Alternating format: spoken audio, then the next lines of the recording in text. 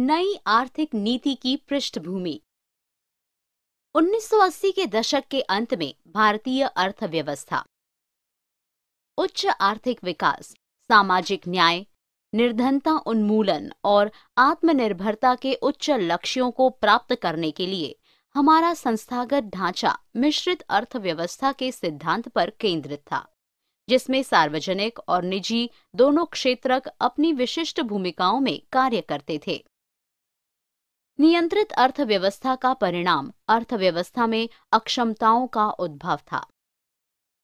ऐसा कहा जाता है कि नियंत्रण और अभाव कम उत्पादकता का एक दुष्चक्र बना देते हैं। अभाव से नियंत्रण की मांग उठती है, जिससे वितरण पर राशनिंग लागू करनी पड़ती है। इससे नई उत्पादक क्षमता के निर्माण में देरी होती है, इसलिए उत्पादन में कमी होती है और मांग आपूर्ति में असंतुलन हो जाता है।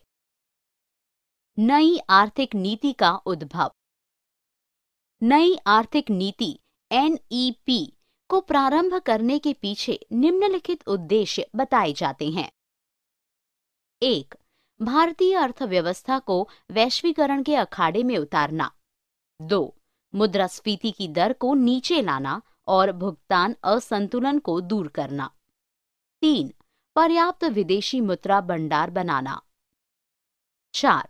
आर्थिक स्थिरता प्राप्त करना और अर्थव्यवस्था को बाजार अर्थव्यवस्था में परिवर्तित करना। 5. अंतर्राष्ट्रीय वस्तुओं, सेवाओं, पूंजी, मानव संसाधनों और प्रौद्योगिकी के प्रवाह की अनुमति देना। 6. अर्थव्यवस्था के सभी क्षेत्रकों में निजी प्रतिभागियों की भागीदारी में वृद्धि करना। स्थिरीकरण और संरचनात्मक उपाय। संकट के प्रति अनुक्रिया के रूप में स्थिरीकरण और संरचनात्मक सुधारों के उद्देश्य से नीतियों के एक ऐसे सेट को स्थापित करना था, जबकि स्थिरीकरण नीतियों का उद्देश्य राजस्व और भुगतान संतुलन में विकसित हुई कमजोरियों को ठीक करना। वहीं संरचनात्मक सुधारों का उद्देश्य भारतीय अर्थव्यवस्था के विभिन्न खंडों में विकसित हुई कठोरताओं को दूर करना था।